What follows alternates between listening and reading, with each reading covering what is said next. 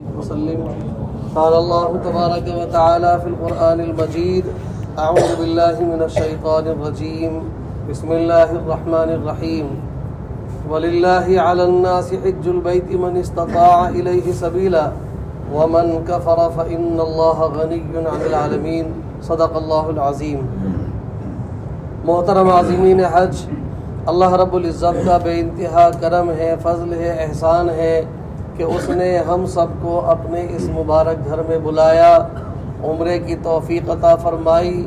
آگے عمل حج آنے والا ہے، اللہ رب العزت اس میں بھی آسانی فرمائے، قبول فرمائے۔ ہم جو حج کریں گے انشاءاللہ اس کی مسائل بیان کیے جائیں گے۔ پہلے تو ایک سبق یاد یہ کر لیں کہ حج کے 5 ایام ہیں۔ حج کے کتنے دن ہیں؟ 5 دن ہیں، 8، 9، 10، 11، 12 ذی الحجہ۔ عمل کے اعتبار سے حج کے 8 مقامات ہیں۔ پہلا مقام مکہ مکرمہ۔ یہ مقام بانٹے گئے ہیں کہ اس مقام پہ اس جگہ پر یہ عمل ہوگا، اس جگہ پر یہ عمل ہوگا، اس لیے ان کو ذہن میں رکھیں۔ پہلی جگہ مقامہ نے پہلی جگہ مکہ مکرمہ، دوسرا مقام مینا، تیسرا مقام عرفات، چوتھا مقام مزدلفہ، 5واں مقام مینا، 6واں مقام مکہ مکرمہ، 7واں مقام مینا، 8واں مقام پھر مکہ مکرمہ۔ یہ 8 مقام ہیں۔ حج کے 3 فرض ہیں۔ پہلا فرض ہے حج کا احرام باندھنا، دوسرا فرض ہے وقوف عرفات، اور تیسرا فرض ہے طواف زیارت۔ اور حج کے 6 واجبات ہیں۔ تو حج کے ان 5 دنوں میں 8 مقامات پر 3 فرض 6 واجبات ادا کرنے ہیں۔ اس کا طریقہ تفصیل سے انشاءاللہ بتایا جائے گا۔ جب تک سبق ختم نہ ہو جائے، جس کے ذہن میں جو سوال ہو وہ اپنے ذہن میں رکھے، بیچ میں نہ بولے۔ بیچ میں بولتے ہی سبق کھچڑی بن جائے گا، پھر آپ کو فائدہ نہیں ہوگا، میرا کوئی نقصان نہیں ہوگا۔ مجھے فائدہ ہو جائے گا، میرا گلے کو آرام مل جائے گا، میں خاموش بیٹھ جاؤں گا، لیکن نقصان آپ کا ہو جائے گا کہ اخیر کا ایک اہم سبق چھوٹ جائے گا۔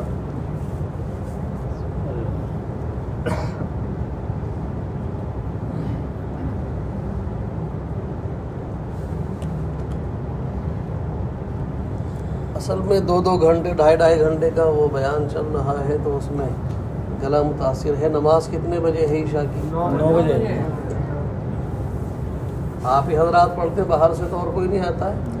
آج انشاءاللہ بیان ختم ہونے کے بعد نماز ہوگی، ٹھیک ہے؟ اب اس میں 8:45 بجے ہمیں گھڑی نہ دکھائیں کہ ختم کر دیجئے، نماز کا وقت ہو گیا۔ اب آئیے 7 تاریخ میں ہم سب کو مینا جانے کی تیاری کرنی ہے۔ اس تیاری میں ایک بیگ تیار کرنا ہے، جس میں 2 چادر احرام کی، 1 جوڑی کپڑے، 1 پلاسٹک والی چٹائی، کچھ کھانے پینے کا سامان، قینچی، مشین جو بال صاف کریں، یہ سارا سامان آپ 7 تاریخ میں تیار کر لیجئے۔ 7 تاریخ میں ہی غسل کر لیں۔ آپ کو عصر کے بعد تیاری کرنے کا دیا ہے تو عصر کے بعد غسل کریں، ناخن واخن سب کچھ صفائی ستھرائی کر لیں، مرد بھی خواتین بھی۔ اور وہ خواتین بھی جن کو مینا جانے کے وقت ناپاکی کا عذر ہے، وہ بھی صفائی ستھرائی کا غسل کر لیں، کپڑے پہن کر اپنے سر پہ اسکارف تکونا کپڑا باندھ لیں، مرد حضرات احرام کی چادریں باندھ لیں۔ اس کے بعد اور 2 رکعت نفل احرام پڑھ لیں۔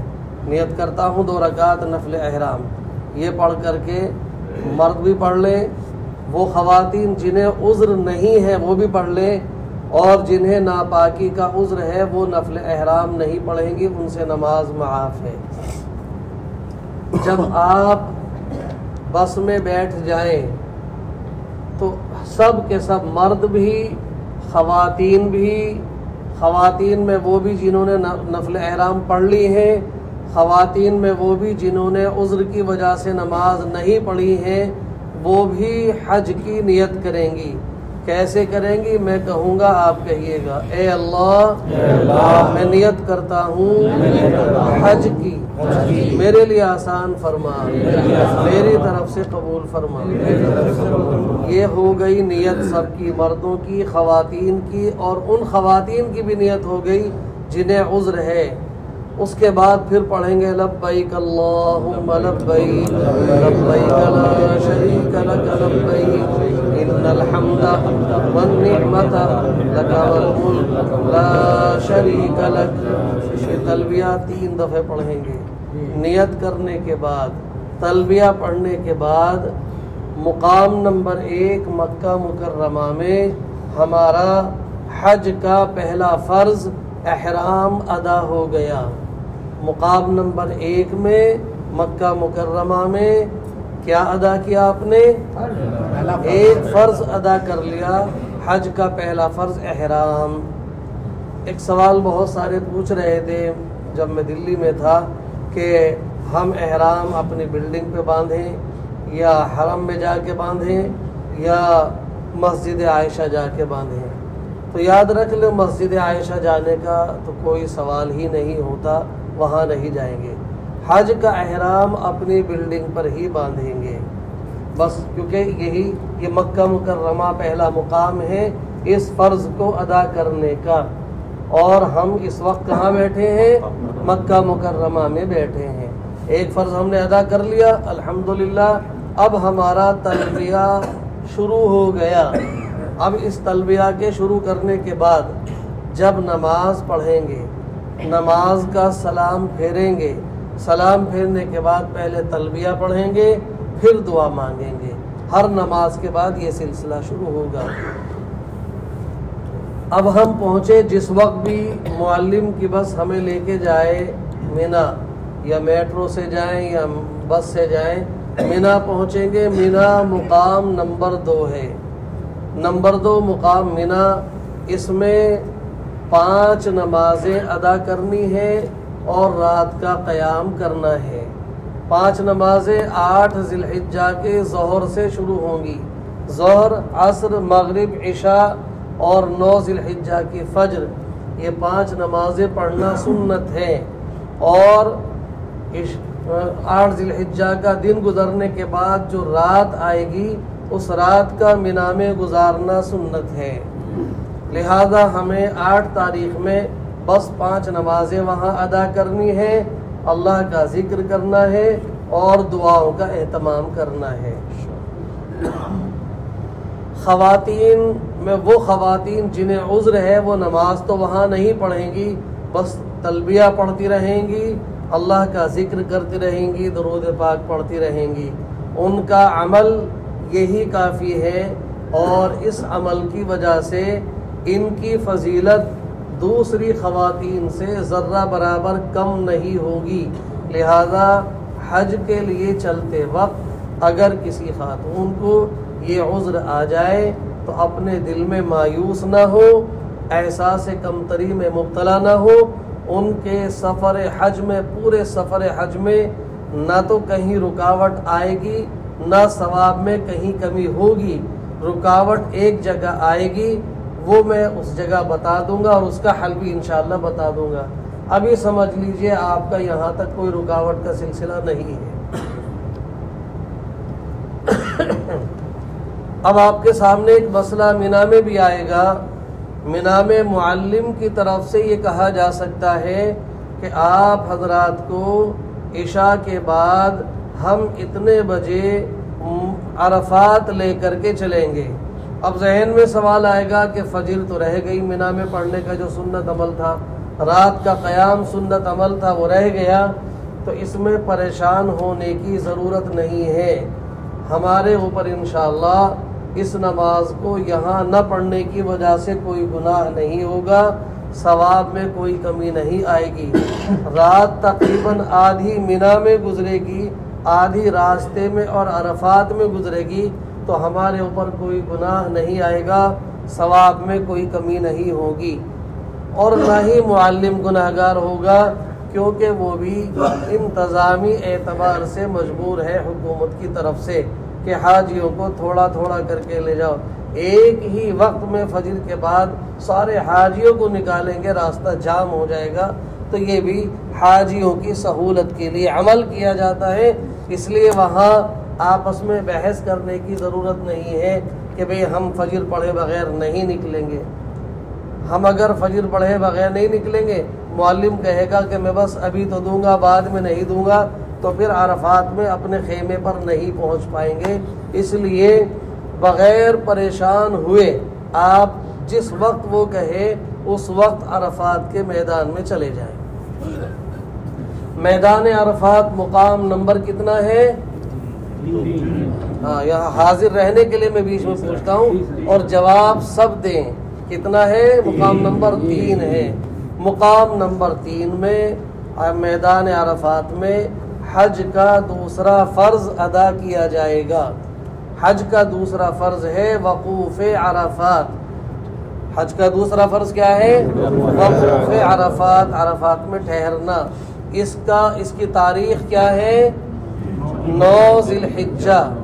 اس کا وقت ہے 9 ذی الحجہ کو زوال کے بعد سے وقت شروع ہوتا ہے، مغرب تک رہتے ہوئے آگے پوری رات رہتا ہے، صبح صادق سے پہلے تک رہتا ہے۔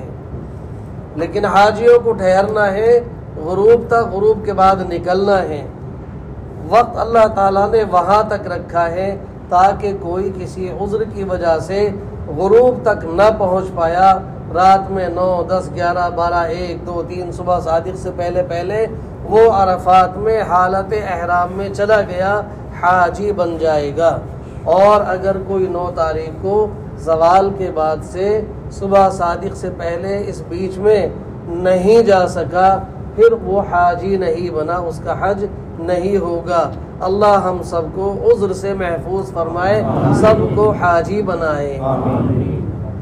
اب ہمیں اعمال کیا کرنے ہیں اس کو ذہن میں محفوظ رکھیں۔ عمل یہ کرنے ہیں کہ ہمیں زوال سے پہلے تقریباً 1 گھنٹہ پہلے ہی استنجا خانے میں جا کر کے استنجا وغیرہ سے فارغ ہوں، وضو کر کے آ جائیں، کیونکہ بہرحال جب مجمع زیادہ ہوگا تو وہاں لائن بھی لگے گی، کچھ وقت اس میں لگے گا۔ استنجا وغیرہ سے فارغ ہو کے وضو کر کے آ کر کے بیٹھ جائیں۔ جیسے ہی زوال کا وقت ختم ہوگا، جتنے بھی حضرات میدان عرفات میں حالت احرام میں موجود ہیں، وہ من جانب اللہ بغیر کچھ کہے، بغیر کچھ پڑھے، خود بخود اللہ کی جانب سے وہ حاجی بن جائیں گے۔ زوال جیسے ہی ختم ہوا، سب جتنے بھی موجود ہیں عرفات میں احرام کی حالت میں، سب حاجی، مرد حاجی بن گئے، ساری خواتین حجن بن گئیں، وہ بھی جنہیں عذر نہیں تھا، اور وہ خواتین بھی حجن بن گئی جنہیں عذر تھا۔ ان کے اور ان کے حج میں اور ان کے فضیلت میں ذرہ برابر کوئی کمی نہیں آئے گی۔ یہاں بھی یہ عذر ان کا رکاوٹ نہیں بنا عرفات کے میدان میں۔ اب ہم حاجی تو الحمدللہ زوال ہوتے ہی بن گئے، کرنا کیا ہے؟ پہلے ہمیں ظہر کی نماز ادا کرنی ہے۔ ہم اذان کہیں گے، اس کے بعد ظہر کی نماز ادا کریں گے۔ ایک سوال بار بار یہ بھی لوگ پوچھتے ہیں کہ 4 پڑھیں گے کہ 2 پڑھیں گے؟ جو حضرات مکہ مکرمہ میں مقیم ہیں وہ یہاں بھی پوری پڑھ رہے ہیں، منی، عرفات، مزدلفہ سب جگہ پوری پڑھیں گے۔ جو یہاں مسافر ہیں، 15 دن سے کم کے لیے ہیں، وہ یہاں بھی منی، عرفات، مزدلفہ سب جگہ قصر کریں گے۔ الحمدللہ آپ تو سب 15 دن سے زیادہ آپ کو یہاں ہو چکے، سب مقیم ہیں، لہذا آپ ظہر کے 4 فرض ہی ادا کریں گے۔ ظہر کی نماز پوری پڑھ لی آپ نے، سنت، فرض، پھر بعد کی سنتیں، اس سے فارغ ہو کر کے اب ہمیں پڑھنی ہے 3 تسبیحات، 100 مرتبہ چوتھا کلمہ، لا الہ الا اللہ وحدہ لا شریک لہ لہ الملک ولہ الحمد وہو علی کل شیء قدیر. 100 مرتبہ ہی پڑھیں گے.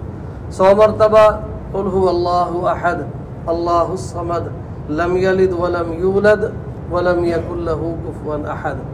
100 مرتبہ درود شریف. اللہم صلی علی محمد وعلی آل محمد کما صلیت علی ابراہیم وعلی آل ابراہیم انک حمید مجید. 100 مرتبہ یہ درود شریف پڑھیں گے. 3 تسبیحات مردوں کو بھی پڑھنی، خواتین کو بھی پڑھنی ہے، اور عذر والی خواتین کو بھی یہ تینوں تسبیحات پڑھنی ہے. اب ذہن میں سوال آ سکتا ہے کہ چوتھا کلمہ درود شریف تک تو کوئی مسئلہ نہیں، لیکن قل هو اللہ احد کو ناپاکی کی حالت میں کیسے پڑھیں؟ تو مسئلہ یہ لکھا ہے فقہائے کرام نے، قرآن کریم کو تلاوت کی نیت سے ناپاکی کی حالت میں نہیں پڑھ سکتے. البتہ کوئی قرآن کی آیت دعا کے طور پر ہے، ذکر کے طور پر ہے، پڑھ سکتے ہیں. جیسے سبحان الذی سخر لنا ھذا وما كنا له مقرنین وإنا إلی ربنا لمنقلبون. کس چیز کی دعا ہے یہ؟ سواری کی دعا ہے. جب سواری پر بیٹھے اس وقت پڑھیں. تو اب کوئی عذر والی خاتون ہے تو اس کو پڑھ سکتی ہے. وہ تلاوت کی نیت سے نہیں پڑھ رہی ہے، دعا کی نیت سے پڑھ رہی ہے. تو یہاں پر یہ تسبیح بھی معمول اور ذکر کے طور پہ پڑھ رہی ہے، تلاوت کی نیت سے نہیں پڑھ رہی ہے. ان تسبیحات سے فارغ ہو کر کے پھر خوب اللہ سے رو رو کر کے دعا کریں گے. اب سے لے کر کے اور سورج غروب ہونے تک دعاؤں کے مانگنے کا وقت ہے. اپنے لیے، اپنے اہل و عیال کے لیے، رشتہ داروں کے لیے، تمام ایمان والوں کے لیے، تمام انسانوں کی ہدایت کے لیے، اپنی ہدایت کے لیے، اپنی موجودہ نسلوں کی ہدایت کے لیے، قیامت تک آنے والی نسلوں کی ہدایت کے لیے خوب دعائیں مانگیں. اور سب سے زیادہ جو دعا مانگنی ہے وہ ہدایت کی دعا مانگنی ہے، ایمان پر خاتمے کی دعا مانگنی ہے، ہدایت کی دعا مانگنی، ہدایت پر قائم رہنے کی دعا مانگنی. اور صرف اپنے لیے نہیں، پوری انسانیت کی ہدایت کے لیے دعا مانگنی. پھر یہ مانگنا ہے اللہ ہمیں بھی، ہماری موجودہ نسلوں کو، قیامت تک آنے والی نسلوں کو ایمان پر زندہ رکھ اور ایمان پر ان کا خاتمہ فرما. کیونکہ اگر ایمان پر خاتمہ ہو گیا تو سمجھ لیجئے حدیث میں ہے جنت پکی. اور اگر کوئی اللہ ہم سب کی، ہماری نسلوں کی حفاظت فرمائے، ایمان سے پھر گیا، اس کے لیے جہنم واجب، اب وہ کبھی جنت میں نہیں آ سکتا. میں تو یہ دعا مانگا کرتا ہوں، اے اللہ جہاں تک میری نسل ایمان والی چلے وہاں تک چلتی رہے، جہاں خطرہ ہو کہ وہ نسل ایمان والی نہیں رہے گی وہاں میری نسل بند فرما دے، تاکہ قیامت کے دن شرمندہ نہ ہوں کہ میری فلاں پشت میں جا کر کے کوئی بندہ غیر ایمان والا مر گیا تھا اور وہ جہنمی ہو گیا. اس دعا کو ضرور مانگیں. دنیا کی بھی ساری بھلائیاں مانگیں، آسانیاں مانگیں، سہولتیں مانگیں. جس کے دنیا کے مسئلے، شادی بیاہ کے، کاروبار کے، روزی کے، جو مسائل ہیں مانگیں اللہ سے. کیونکہ قرآن میں جو دعا اللہ نے سکھائی ہے اس میں پہلے دنیا کو ہی بتایا. ربنا آتنا فی الدنیا حسنہ، اے اللہ ہمیں دنیا کی بھلائیاں عطا فرما. وفی الآخرۃ حسنہ، اور آخرت کی بھلائیاں عطا فرما. وقنا عذاب النار، ہمیں جہنم کے عذاب سے بچا. کیونکہ ہم ابھی دنیا میں ہیں، دنیا کی بھی تمام مشکلات سے راحت، سکون چاہیے، اللہ سے مانگنا ہے. اب اگر اللہ وہ آسانیاں پیدا کر دے اس پر شکر ادا کریں، کوئی پریشانی آ جائے تو اس پر صبر کریں. صبر اور شکر، ان دو بنیاد پر اللہ تبارک و تعالی جنت عطا کر دیتا ہے. لہذا عرفات میں صرف اپنے لیے نہیں مانگنا ہے بلکہ پوری انسانیت کے لیے مانگنا ہے، اپنے تمام مسلمان بھائیوں کے لیے مانگنا ہے، اپنے تمام رشتہ داروں کے لیے مانگنا ہے. حدیث میں ہے کہ جو اپنے لیے دعا مانگتا ہے وہ بخیل ہوتا ہے. اور اس بخیلی کا نتیجہ اور دوسروں کے لیے مانگنے کا نتیجہ حدیث میں ہے کہ جو اپنے لیے مانگ رہا بس وہ مانگ رہا ہے، لیکن جو بندہ اے اللہ میرے فلاں بھائی کی ضرورت پوری کر دے، اے اللہ میرے بھائیوں کی پریشانی دور کر دے، اے اللہ میرے مسلمان بھائیوں کی فلاں پریشانی کو دور کر دے، فرشتہ کھڑا ہو کے کہتا ہے اس کے قریب، اے اللہ تو پہلے اس کی پریشانی دور کر، اے اللہ تو پہلے اس کا کام کر۔ میں کہہ رہا ہوں اللہ میرے بھائیوں کو یوں کر دے، میرے بھائیوں کی یہ پریشانی، فرشتہ جو نورانی مخلوق ہے وہ میرے حق میں کہہ رہا کہ اللہ اس نے دوسروں کی فکر کی، میں تجھ سے درخواست کرتا ہوں کہ تو اس کے حق میں بھی قبول فرما۔ تو ہم جب دوسروں کے لیے مانگیں گے تو ہمارے لیے تو قبولیت کرانے والا فرشتہ کھڑا ہوا ہے، لہٰذا بخیل نہ بنے دعا میں بلکہ سخی بنے، سب کے لیے مانگے۔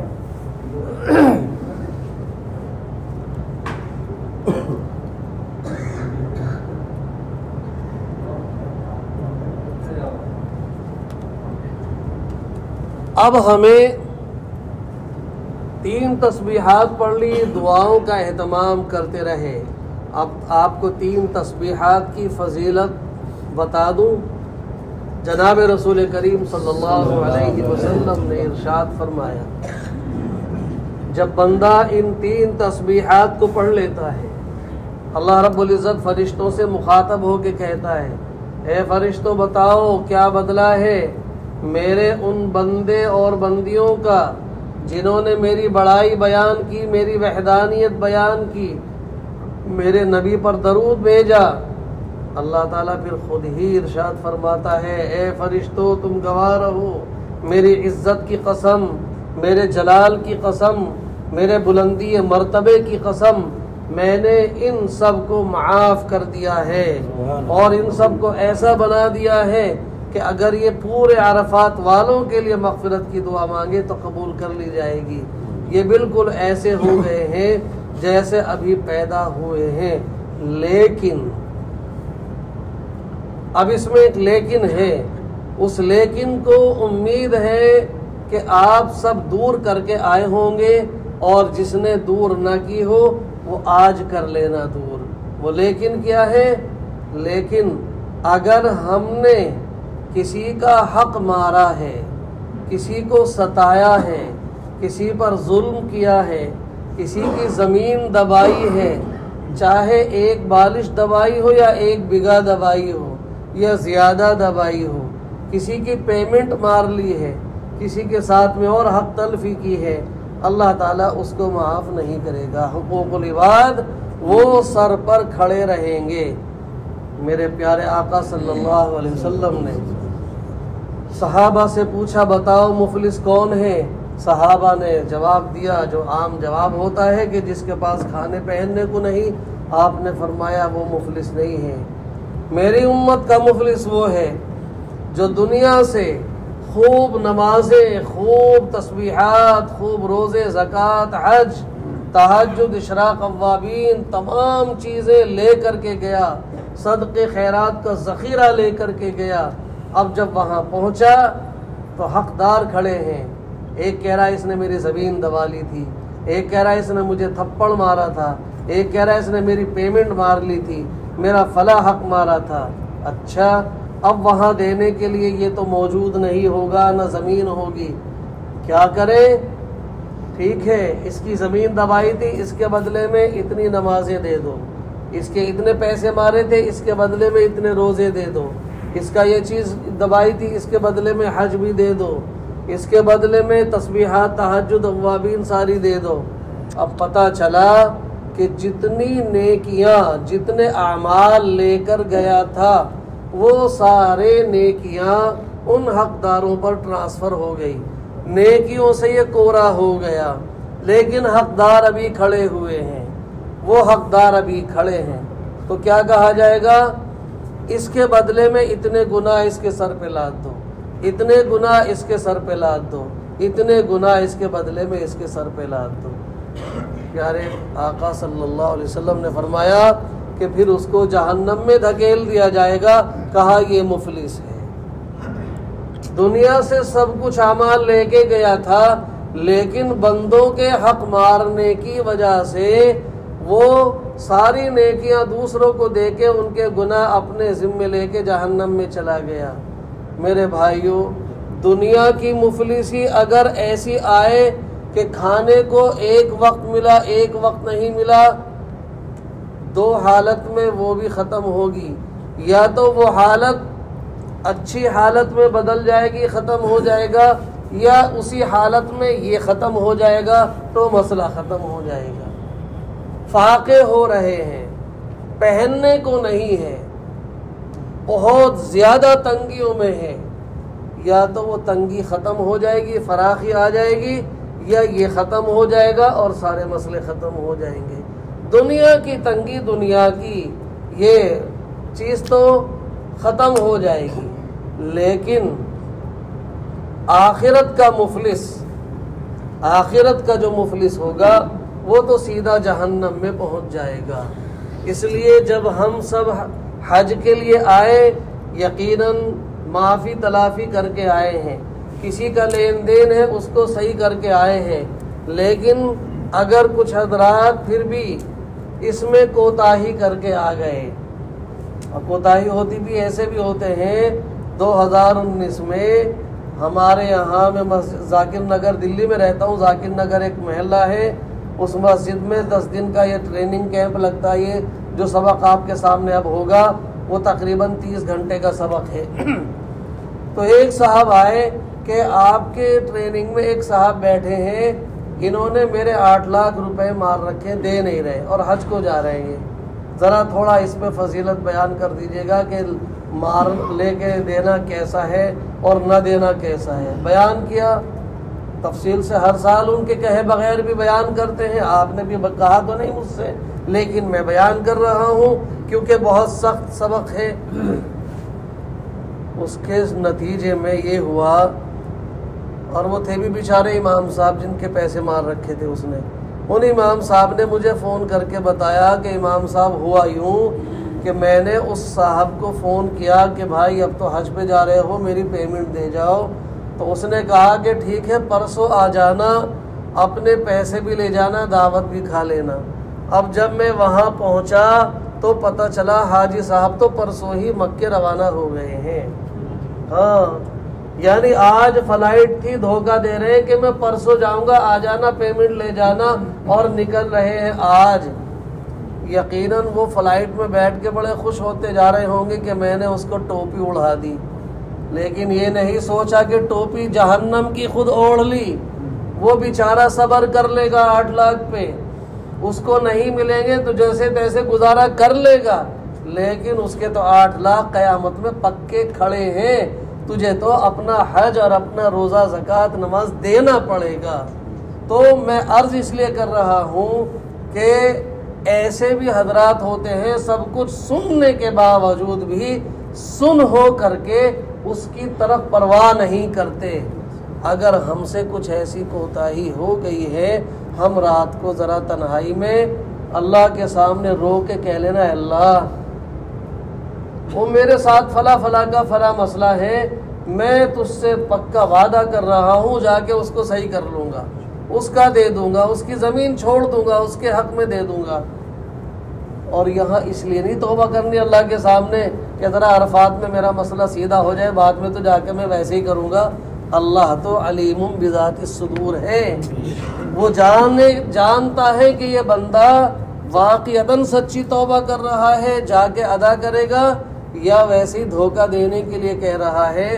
اس لیے پکی سچی توبہ لینے دینے والی نیت کر کے یہی کہہ لینا، اللہ میں غلطی سے آ گیا ہوں، مجھے تو معاملات کو صاف کر کے آنا چاہیے تھا، میں بس اب تجھ سے توبہ کرتا ہوں، جا کے میں صاف کر لوں گا معاملات کو، بس تو عرفات میں میرے حج میں کوئی رکاوٹ مت ڈال لینا۔ ارے 7 لاکھ روپے آپ حج کمیٹی والے 4 لاکھ روپے خرچ کر کے آئے، اور زندگی میں پتہ نہیں دوبارہ آنا نصیب ہو یا نہ ہو۔ اگر ہم حج کو ادھورا لے کر گئے تو کیا فائدہ زندگی کا ہے؟ یہ دنیا تو آنی جانی ہاتھ کا میل ہے۔ یہ دنیا کی حقیقت تو یہ ہے کہ میں نے حرام طریقے سے اکٹھی کی ہو یا حلال طریقے سے، مرتے ہی چھوٹ جائے گی، میری رہے گی یا میرے وارثوں کی؟ کس کی رہے گی؟ وارثوں کی، میری رہی نہیں۔ بلکہ میری تو میرے بدن پہ کپڑے بھی نہ رہے، میرے مرتے ہی چاہے میرے بدن پہ 1 لاکھ کا کرتا ہو قینچی سے کاٹ کے نکالا جاتا، یا اس کو 1 لاکھ کا ہے اسی طرح مردے کو بٹھا کے ویسے صحیح نکال لو، کوئی نہیں کہتا ہے، قینچی سے کاٹ دیا جاتا ہے۔ میرے تو کپڑے بھی نہ رہے، میں دوسروں کا مال مار کے کیا فائدہ، مجھے چھوڑ کے جاؤں گا میں یہاں پر، اور یہاں تک میرے کپڑے تو کپڑے، میرا نام بھی نہ رہا۔ وہاں محمد عارف کہتے کہ محمد عارف کو کب نہلائیں گے، محمد عارف کو کب دفنائیں گے، میرا نام محمد عارف ہے، یہ کہتے ہیں مردہ۔ اب محمد عارف بھی کیا بن گیا، مردہ نام ہو گیا، میت نام، میت کب اٹھے گی، میت کب نہلائی جائے گی، اور نام تو نام، عہدہ بھی گیا، امام صاحب، قاری صاحب، منسٹر صاحب، مسٹر صاحب، منشی جی، فلاں صاحب، وہ بھی سارے عہدے ختم، نام ختم، کپڑے ختم، سارا مال یہی ختم۔ اب بولو ادھورا حج لے جا کے فائدہ کیا ہوگا، جاتے ہی مر گئے اور حج ادھورا کر لیا، کوئی فائدہ نہیں ہوگا۔ ارے مرنے کے بعد یہی سچا حج قبول ہوگا، کام وہی آئے گا، یہی حج کام آئے گا، یہی توبہ کام آئے گی، یہی اخلاص کام آئے گا۔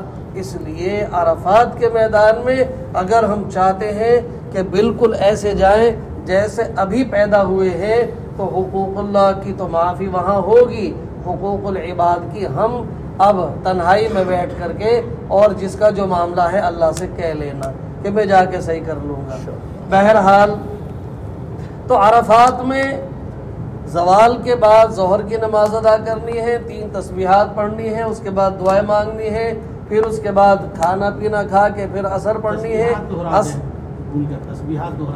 تسبیحات 100 مرتبہ چوتھا کلمہ، 100 مرتبہ قل هو اللہ احد، 100 مرتبہ درود شریف، 100 جی چوتھا کلمہ نہ آئے تو جو یاد ہو وہ پڑھ لے، چوتھا کلمہ جس کو یاد نہ ہو وہ جو چاہے پڑھ لے، اللہ کا ذکر کرے، تسبیح 100 دانے والی ساتھ میں لے کے جائیے گا۔ یہاں اسی حال میں دعا مانگتے مانگتے سورج غروب ہو گیا۔ سورج غروب ہونے کے بعد اب حاجی حضرات مغرب کی نماز پڑھے بغیر مقام نمبر 4 مزدلفہ میں آئیں گے، مزدلفہ میں پہنچیں گے، مغرب کی نماز مزدلفہ میں جا کے پڑھیں گے، مغرب اور عشاء۔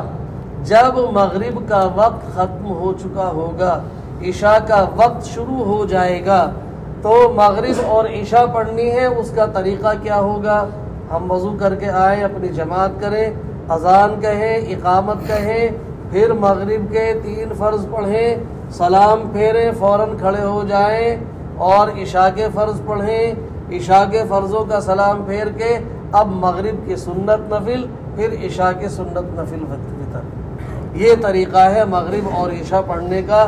اب بہت قیمتی رات ہے، شب قدر سے بھی فضیلت والی رات ہے، لہذا کچھ دیر اللہ کا ذکر کریں، دعا مانگیں اور سو جائیں۔ صبح کو اٹھیں، فجر کی نماز ادا کریں، فجر کی نماز ادا کرنے کے بعد اب کچھ دیر دعا مانگے۔ یہ مزدلفہ فجر کے بعد وقوف مزدلفہ حج کا پہلا واجب کا مقام ہے، حج کا پہلا واجب ادا ہوگا وقوف مزدلفہ۔ حج کا پہلا واجب کیا ہے، وقوف مزدلفہ۔ اس کا وقت کیا ہے، فجر کی نماز کے وقت۔ فجر کی نماز کا وقت جیسے ہی ہوا، وقوف مزدلفہ کا وقت شروع ہو گیا۔ اب اس میں ہم نماز بھی پڑھ رہے ہیں، اسی میں ہم دعا بھی مانگ رہے ہیں۔ یہ ہمارا یہاں سے پہلا واجب شروع ہوگا۔ اب مینا جانا ہے، مینا جانے سے پہلے 70 کنکری چن لے، اپنی بوتل میں ڈال لے اور لے کر کے چلے آئیں۔ مینا مقام نمبر 5 ہے، یہاں آ کر کے ترتیب کے ساتھ 3 کام کرنے ہیں۔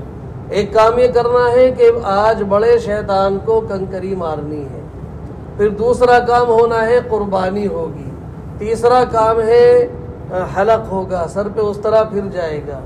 اب سوال یہاں پر بھائی، یہ تو ابھی کچھ دنوں سے شروع ہو گیا ہے، پہلے تو سب اپنے اپنے اعتبار سے قربانی کیا کرتے تھے، قربان جا کے کسی اپنے دوست احباب کے ذریعے سے۔ اب آپ حضرات نے حج کمیٹی میں پیسے جمع کر دیے ہیں، تو آپ حضرات کو وقت بتایا ہے کہ 2 بجے آپ کی قربانی ہوگی. تو اب آپ کے لیے کیا طریقہ ہے اس کو ترتیب باقی رکھنے کے لیے جہاں تک اپنی کوشش ہو، آگے اللہ مالک ہے. اس کا طریقہ یہ ہوگا، آپ مزدلفہ سے منا اپنے خیمے میں پہنچ جائیں، اپنا سامان جو ساتھ میں بیگ تھا وہ وہاں رکھ دیں. وہاں رکھنے کے بعد اب آپ حضرات کچھ دیر آرام کریں. چونکہ آپ کو ظہر کا وقت دیا ہے قربانی کا، تو ظہر سے پہلے آپ کی رمی ہو جائے. تو مجمع چونکہ بڑی تعداد میں صبح سے ہی منا وہ جمرات پہ کنکری مارنے جا رہا ہے، آپ 2-3 گھنٹے انتظار کریں. تقریباً 11 بجے نکلیں گے تو کچھ سہولت انشاءاللہ مل جائے گی. وقت تو شیطان کو کنکری مارنے کے لیے بڑے 10 تاریخ میں شیطان کو کنکری مارنے کا وقت جو شروع ہے فجر سے شروع ہو جاتا ہے اور صبح صادق تک رہتا ہے. یہ تو مسئلہ ہو گیا. کب سے شروع ہے 10 تاریخ میں؟ فجر کے بعد سے. کہاں تک ہے؟ صبح صادق تک، یعنی شام تک، پوری رات فجر سے پہلے تک. یہ تو ہے مسئلہ. لیکن مشورہ یہ ہے کہ آپ اپنے خیمے میں جا کے 2-4 گھنٹے آرام کر لیں، صبح سویرے پہنچ جائیں گے. 11 بجے کم از کم وہاں سے نکلے اپنے خیمے سے، یا 10 بجے بھی نکل سکتے ہیں. 7 کنکری اپنے ساتھ لے لیں اور تلبیہ پڑھتے ہوئے چل رہے ہیں، تلبیہ پڑھتے ہوئے جائیں. مکہ مکرمہ سے جو تلبیہ احرام باندھ کر شروع ہوا وہ آپ کا منا میں بھی ہے، ہم سب کا عرفات میں بھی ہے، مزدلفہ میں بھی ہے، واپس منا آ گئے یہاں پر بھی ہے. اب شیطان کو کنکری مارنے جا رہے ہیں تب بھی تلبیہ پڑھتے جا رہے ہیں. چھوٹا شیطان آئے گا، آج اس کو کنکری نہیں مارنی. درمیانہ شیطان آئے گا، اس کو کنکری نہیں مارنی. بڑے شیطان پہ جا کے کنکری مارنی ہے. جب بڑے شیطان کے قریب پہنچ جائیں وہاں وہ تلبیہ بند کر دینا ہے جو مکہ مکرمہ میں شروع ہوا تھا. اب یہ تلبیہ بند ہو گیا تو بند ہو گیا. ٹھیک ہے؟ تو کسی بھائی نے سوال پوچھا تھا کہ کب بند ہوگا؟ وہ تلبیہ یہاں پر بند ہو گیا، بس اب تلبیہ نہیں پڑھا جائے گا. اب ہم شیطان کے دیوار کے قریب کھڑے ہوں گے اور ایک ایک کر کے 7 کنکری ماریں گے. داہنے ہاتھ میں شہادت اور انگوٹھے اس سے پکڑ کے اس طرح سے اتنا ہاتھ اٹھائیں گے جو بغل نظر آ جائے. مرد حضرات، خواتین اتنا اٹھائیں گی، وہ بغل نہیں دکھائیں گی، اور کہیں گے بسم اللہ اللہ اکبر، بسم اللہ اللہ اکبر. یہ پڑھتے رہیں گے اور اس کو کنکری مارتے رہیں گے. اس کے آگے بھی ایک دعا ہے، وہ بھی پڑھ سکتے ہیں جن کو یاد ہو. بسم اللہ اللہ اکبر رغما للشیطان ورضا للرحمن. جس کو یاد نہ ہو اور نہ پڑھ سکتا ہو تو کم سے کم اتنا کہہ لے، بسم اللہ اللہ اکبر 1، بسم اللہ اللہ اکبر 2. اس طرح سے 7 کنکری ایک ایک کر کے الگ الگ کر کے مار. کنکری مار کے واپس اپنے خیمے میں آ جائیں. اب آپ نے 10 بجے یا 11 بجے کنکری مار لی اور انہوں نے کہا ہے کسی کو ظہر کا وقت، کسی کو عصر کا، کسی کو مغرب کا. بہرحال انہوں نے مغرب کا وقت دیا ہے تو آپ مغرب کے بعد اپنے سر کے بال منڈوا لیں. عصر کا وقت دیا ہے تو عصر کے بعد اپنے سر منڈوا لیں. تو اب کیا ہوگا کہ انہوں نے وقت دے دیا تھا آپ کو 2 بجے کا، آپ نے 2 بجے کے بجائے یعنی کنکری 2 بجے سے پہلے مار لی اور سر آپ نے 2 بجے کے بجائے احتیاطاً 6 بجے منڈوا لیا. تو جہاں تک کوشش ہو سکی وہاں تک آپ نے ترتیب کو قائم کر لیا. اب اس کے آگے پیچھے اگر مان لو ہم نے رمی کر لی اور قربان حلق کر لیا، انہوں نے کہا تھا 2 بجے ہوگا آپ کی قربانی، ہم نے 6 بجے حلق کر لیا، پتہ چلا قربانی اگلے دن ہو رہی ہے، تو اس میں ہمارے اوپر گناہ نہیں آئے گا. اب یہ تو حکومت کا معاملہ ہے، ہم سے اوجھل مسئلہ ہے. ہم نے تو اس پر عمل کیا جو ہمیں ظاہراً نظر آ رہا تھا. چلیے اب الحمدللہ ترتیب سے آپ کے 3 کام ہو گئے. کنکری لگ گئی، قربانی ہو گئی، حلق ہو گیا، یہاں تک حج کے 4 واجب ادا ہو گئے۔ حج کا پہلا واجب ہے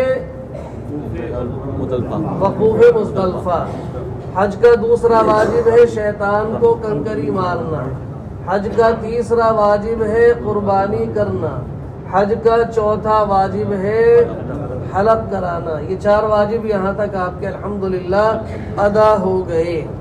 اب 11 اور 12 کی رمی باقی ہے، طواف زیارت اور اس کے بعد کی سعی اور طواف وداع یہ باقی ہے۔ اس کا سبق اب یہاں سے سنیے۔ طواف زیارت حج کا تیسرا فرض ہے اور اس کا جو وقت ہے 10 تاریخ پورا دن پوری رات، 11 تاریخ پورا دن پوری رات، 12 تاریخ پورا دن سورج چھپنے سے پہلے تک طواف زیارت کا وقت ہے۔ یعنی 10 تاریخ صبح سے لے کر کے اور 12 تاریخ کے سورج چھپنے سے پہلے تک یہ طواف زیارت کا وقت ہے۔ اس میں کسی وقت بھی جا کر کے طواف زیارت کر سکتے ہیں، یہ تو مسئلہ ہے۔ لیکن اب مسئلے کے ساتھ میں آپ کو مشورہ بھی دے دوں، قبول کرنا نہ کرنا وہ سب کی ذمہ داری اپنی اپنی ہے، کوئی قبول کرے نہ کرے، البتہ یہ ہے کہ ایک اچھا مشورہ دے دیا جائے، آگے ذمہ داری قبول کرنے والوں کی ہے۔ مشورہ یہ ہے کہ طواف زیارت 10 تاریخ میں چھیڑنا نہیں اور 12 تاریخ کے لیے چھوڑنا نہیں، یہ مشورہ ہے۔ اب کب کریں گے؟ 11 تاریخ میں کریں گے۔ 11 تاریخ میں بھی اور بہتر مشورہ یہ ہے کہ دن میں نہ کریں بلکہ عشاء کے بعد کریں۔ عشاء کے بعد کیسے کریں گے اس کا طریقہ میں ابھی بتاؤں گا، پہلے کنکریوں کو ساتھ میں لے کے چلوں۔ 11 تاریخ میں کنکری مارنے کا جو وقت ہے وہ زوال کے بعد شروع ہوگا، صبح صادق تک رہے گا۔ 10 تاریخ میں کب سے تھا؟ فجر سے شروع ہو گیا تھا صبح صادق تک۔ 11 میں کب سے ہے؟ زوال کے بعد سے رہے گا کہاں تک؟ وہیں صبح صادق تک۔ 12 میں بھی زوال سے شروع ہوگا، زوال کے بعد سے شروع ہوگا اور وہیں صبح صادق تک رہے گا۔ تو 11 اور 12 کو آپ حضرات کو کنکری جو مارنی ہے زوال سے پہلے نہیں مارنی ہے۔ 10 تاریخ میں 10 بجے مار لی تھی، اس میں وقت تھا۔ 11 تاریخ میں 10-11 بجے وقت ہے ہی نہیں جائیں گے۔ کیا کرنا ہے؟ بہتر وقت ہے کہ 11 تاریخ میں عصر کی نماز کے بعد آپ کنکری مارنے جائیں۔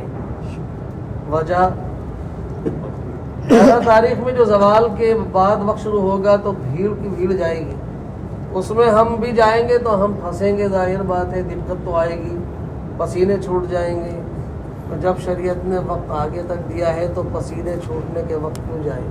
ہم عصر کے وقت جائیں، عصر کی نماز اطمینان سے پڑھ لیں اور عصر کی نماز پڑھ کے جائیں اور کنکری ماریں۔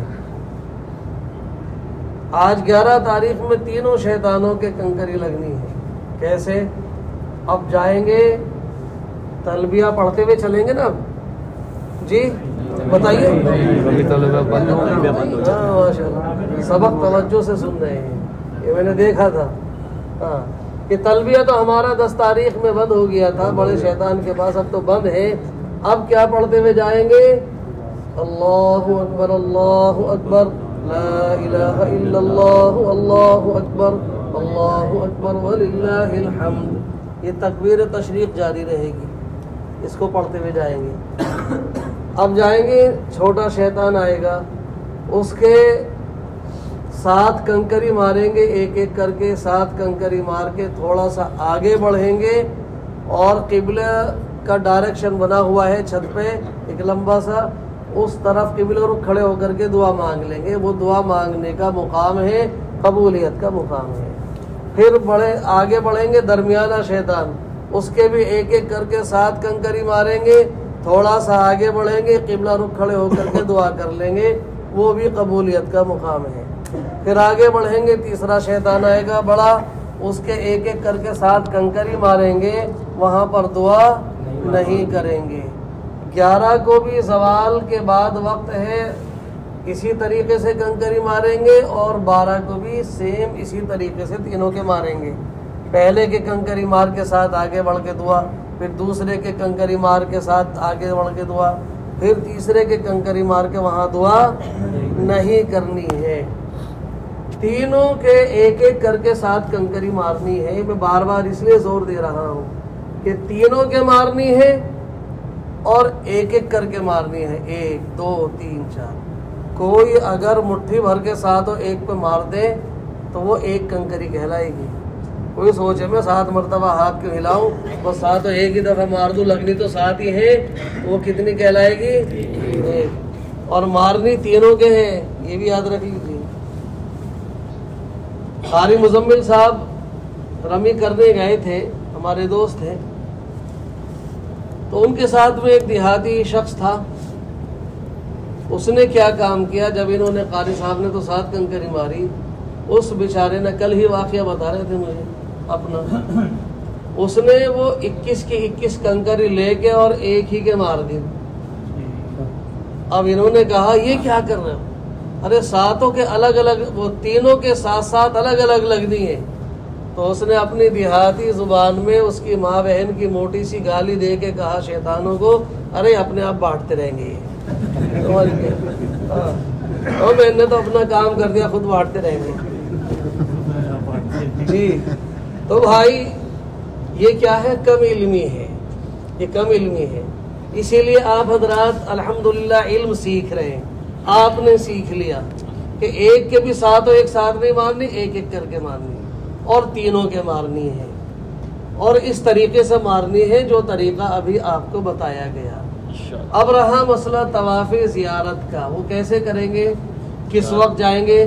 طواف زیارت کا میں وقت اور طریقہ ایک جو میں خود کرتا ہوں، میں آپ کو وہ بتا دوں، جس کا دل چاہے کر لینا اور اس پر عمل کر لینا، آزما لینا، جس کا دل چاہے اپنے طریقے سے کر لینا۔ میرا اپنا طریقہ یہ ہے کہ ہم عصر کی نماز کے تقریباً آدھے گھنٹے کے بعد، یعنی ہم مینا میں وہ نماز جو پڑھتے ہیں عصر کی، جو اپنے ہندوستانی اعتبار سے پڑھتے ہیں اسی وقت میں پڑھتے ہیں، تو اس میں بھی آدھا گھنٹہ جب تاخیر کر لیتے ہیں، تب ہم پھر دوبارہ استنجا وضو سے فارغ ہو کر کے جانماز ساتھ میں لے کر کے، اور اس نیت سے کہ اب ہمیں کنکری مار کے حرم جانا ہے، ہم کنکری لے کر کے اور چل پڑتے ہیں۔ تینوں شیطانوں کے کنکری مارتے ہوئے آگے بڑھ جاتے ہیں۔ آگے بڑھے، کچھ دور آگے چل کے مغرب کا وقت ہو جاتا ہے، تو وہاں بڑی تعداد میں جگہ جگہ جماعت ہو رہی ہوتی، بڑا میدان ہے وہاں، تو وہاں جا کر کے ہم مغرب کی نماز ادا کر لیتے ہیں، پھر آگے بڑھ جاتے ہیں۔ اب حرم پہنچ جاتے ہیں، کوئی پیدل جا رہا ہے، کوئی ٹیکسی سے، کوئی بس سے، جو جس طریقے سے بھی جائے، وہاں حرم پہنچ گئے۔ ہم الحمدللہ عشاء حرم میں پڑھ لیتے ہیں، کبھی جماعت مل جاتی ہے، کبھی جماعت چھوٹ جاتی ہے۔ جماعت مل گئی جماعت سے پڑھ لی، جماعت چھوٹ گئی تو اپنی جماعت کر لی۔ اس کے بعد جب عشاء کی نماز پڑھ کے جو مجمع نکل رہا ہے، ان کا آدھا گھنٹہ بیٹھ کے ایک طرف انتظار کر لیا، وہ نکل گیا مجمع۔ اس کے بعد پھر ہم جاتے ہیں، تو الحمدللہ اس وقت میں جب 40 لاکھ کا مجمع ہوتا ہے، اس سال تو 10 لاکھ کا ہے، اس وقت میں بھی جب 40 لاکھ کا مجمع حج کرنے آتا ہے، تو اس میں ہم طواف ایسے کرتے ہیں، اتنا ایسے، مطلب ایسے پھیلتے نہیں، میں مثال دے رہا ہوں، اگر ہم یوں چلے نا تو دائیں بائیں کوئی ٹکرائے گا نہیں۔ تقریباً 23 سے 25 منٹ کے اندر اندر وہ طواف ہمارا الحمدللہ مکمل ہو جاتا ہے۔ اتنا مجمع کم رہتا ہے، کیوں؟ طواف زیارت 10 تاریخ میں لوگوں نے خوب کیا، رات میں 10 تاریخ میں خوب کیا، پھر 11 کے دن میں بھی خوب کیا۔ تقریباً 70-75% مجمع تو اس وقت میں فارغ ہو چکا ہوتا ہے۔ اب ہم جو پہنچے 25% میں پہنچے، اور وہ بھی اس وقت میں پہنچے جب عشاء کے بعد، تو ہمیشہ آپ حضرات کو تو عزیزی حوالے جانتے ہی ہیں، عشاء پڑھ کے سب کو دوبارہ بیت اللہ یاد آتا ہے یا کمرہ یاد آتا ہے؟ کدھر کی دوڑ لگتی ہے؟ कमरे की दौड़ लगती है। तो रोज ऐसे होता, उस दिन भी ऐसी। तो ईशा के बाद तो हरम खाली होता है ना। तो एक तो सारा बहुत सारा मजमा 10 में दिन में, रात में 11 में, दिन में फारिग हो चुका। अब हम गए, एक तो इस वक्त में गए जब मजमा थोड़ा रह गया, फिर भी वो वक्त है, वक्त भी वो है जिसमें मजमा और थोड़ा है। वक्त ठंडा, मजमा थोड़ा, बहुत कुशादा वक्त, आराम से हम तवाफ़ ज़ियारत कर लेते हैं। अब जिसका दिल चाहे इस पर अमल कर लेना, वरना चाहे इन तीनों दिनों में कभी भी कर सकते हैं। तरीका क्या होगा, हम इन्हीं कपड़ों में होंगे, वहाँ जा कर के नियत करेंगे, ए अल्लाह मैं नियत करता हूँ तवाफ़ ज़ियारत की 7 चक्कर मेरे लिए आसान फरमा, मेरी तरफ से कबूल फरमा। उसके बाद जब तवाफ़ शुरू करेंगे तो इस तवाफ़ के बाद चूँकि सई करनी है तो पहले 3 चक्करों में हम रमल करेंगे, पहलवानों की तरह दौड़ेंगे।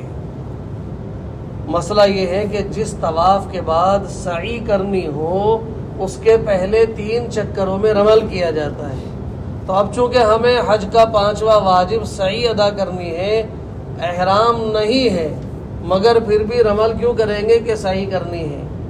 अभी अजीज़िया से फ़ोन किया था ज़ोहर के वक्त में कि जी हम जब तवाफ़ ज़ियारत करने जाएंगे, कुर्ता पहने में होंगे, तो हम उस वक्त क्या ये आस्तीन निकाल देंगे, दाहिने हाथ की कंधा खोल लेंगे। तो उनको जवाब ये दिया कि ये आस्तीन हटाने की ज़रूरत नहीं है, ये तो जब एहराम की हालत में है तब इस्तिवा होता है, कंधा तब खुलता है। कुर्ता है तो कुर्ता यूं ही रहेगा, बस रमल करेंगे। हमने तवाफ़ कर लिया, तवाफ़ करने के बाद फिर हमने 2 रकात वाजिब तवाफ़ अदा कर ली। उसके बाद हज का 5वां वाजिब सई अदा करेंगे। नियत ये करेंगे, ए अल्लाह मैं नियत करता हूँ तवाफ़ ज़ियारत के बाद वाली सई की मेरे लिए आसान फरमा, कबूल फरमा। सही करके अब वापस अपने खेमे में आ जाएंगे। रात यहीं का जितना भी हिस्सा रात का बचा है, 1 घंटा ही भले बचा हो, यहाँ पर आपने क़याम कर लिया, फजर की नमाज अदा करी, अब सो गए, आराम कर लिया और ज़ोहर भी पढ़ ली। ज़ोहर पढ़ने के बाद असर पढ़िए, क्योंकि 12 तारीख को तो और भी ज़्यादा ज़वाल के बाद जो रेला चलता है ना, वो तो बड़ा ख़तरनाक होता है। इसलिए 12 तारीख को तसल्ली से ज़ोहर पढ़ के आराम करते रहना। 12 को भी असर पढ़ के निकलना और आधे घंटे के बाद असर के आधे घंटे बाद अपना बैग उठाना, कंधे पे रखना और चलना, रमी करते हुए अपने यहाँ पर आ जाना। भीड़ में अगर हम बैग लेके चलेंगे तो हमारा बैग ले लिया जाएगा, पुलिस वाले छीन के ढेर में डाल देंगे। और जब असर के आधे पौने घंटे के बाद निकलेंगे तो जब तक आदमी बहुत कम होंगे, उस वक्त बैग को ना पुलिस वाले छेड़ेंगे ना कोई और छेड़ेगा, इत्मीनान से लेकर के रमी करते हुए चले आएंगे। यहाँ तक तो मसला हो गया वो मर्दों का और पाक ख़वातीन का।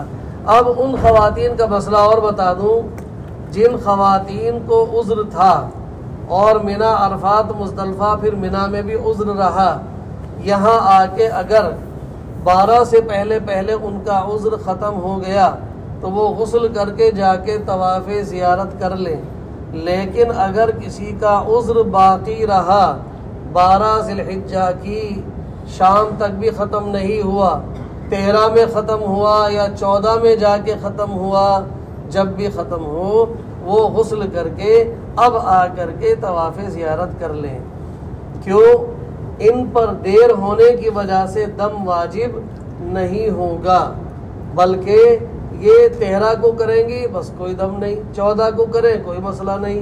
ये जब भी इनका उज़्र ख़त्म होगा गुस्ल करके तवाफ़ ज़ियारत कर लेंगी।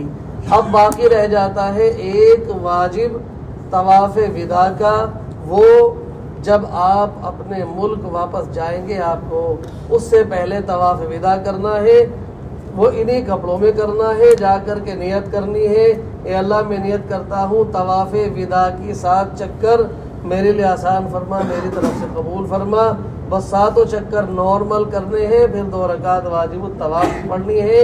उस के बाद फिर सफ़ा मरवा पर नहीं जाना है। بس اللہ سے رو رو کر کے دعا مانگتے ہوئے واپس آنا ہے. اللہ سے یہ بھی مانگنا ہے رب کریم ہماری حاضری آخری حاضری نہ ہو، اس کے بعد بھی آنے کا موقع عنایت فرما. اللہ نے موقع دے دیا، آ گئے، خوش قسمتی. اور اگر موقع نہ مل سکا تو اس تمنا کو جو لے کے جا رہے ہیں، اس دعا کو جو مانگ کے جا رہے ہیں، اللہ رب العزت اس تمنا کا اجر بھی آخرت میں حج کی شکل میں عطا فرما دے گا. اللہ تو نیتوں سے واقف ہے. میری تو پکی نیت اور تڑپ ہے مولا مجھے دوبارہ بھی بلا لینا، اے اللہ دوبارہ بھی بلا لینا.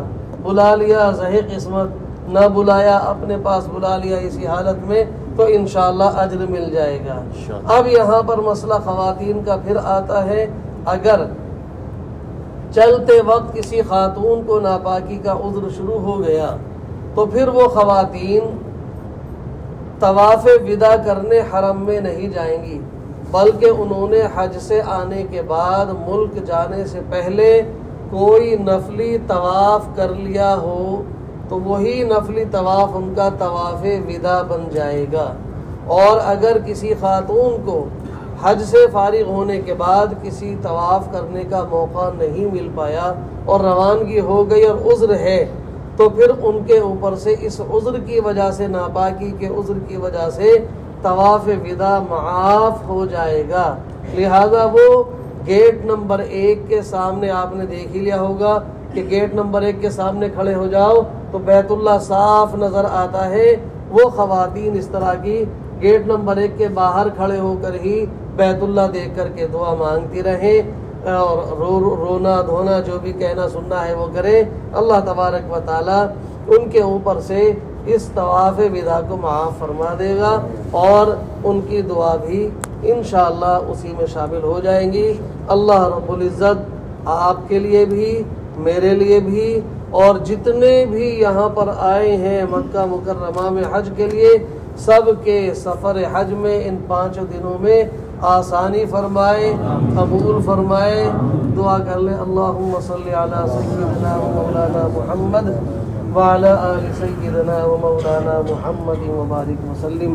اے اللہ ہم سب کی تمام خطاؤں کو لغزش کو معاف فرما. اے اللہ ہم سب کے تمام صغیرہ کبیرہ گناہوں کو معاف فرما. اے رب کریم یہ سفر 5 دنوں کا قریب آ رہا ہے، اس میں ہمارے نوجوان بھی ہیں، بوڑھے بھی ہیں، عورتیں بھی ہیں، ضعیف بھی ہیں، بیمار بھی ہیں.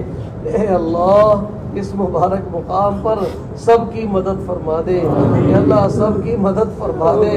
اے اللہ سب کے عذروں کو دور کر دے. اے اللہ سب کے لیے آسان فرما دے. اے اللہ ہم کوئی کسی کے پیروں میں درد ہے، کسی کے کہیں اور درد ہے، کسی کا کچھ مسئلہ ہے. اے اللہ تو اپنے کرم سے سب کی بیماریاں دور فرما دے. اے اللہ سب کی بیماریاں دور فرما دے، سب کے عذر دور فرما دے، سب کے لیے بہت آسان فرما دے. اے مولا ہم کمزور ہیں، وہ لوگ تھے بہت طاقتور تھے جو پیدل سارا عمل کیا کرتے تھے.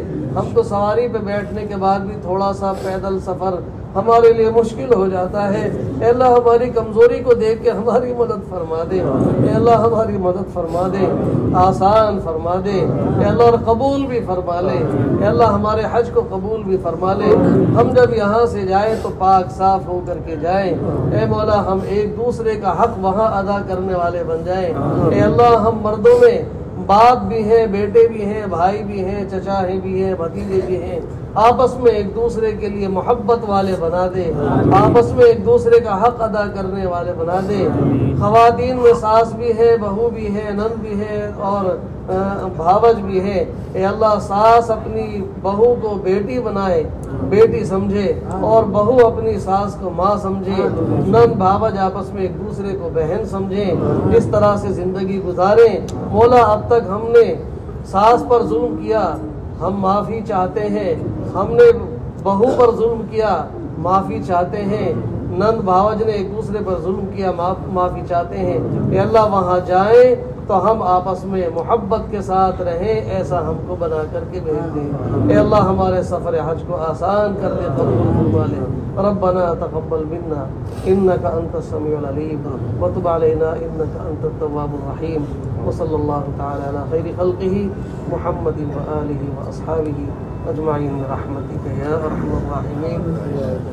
جزاک اللہ خیرہ، آپ نے اتنا خیر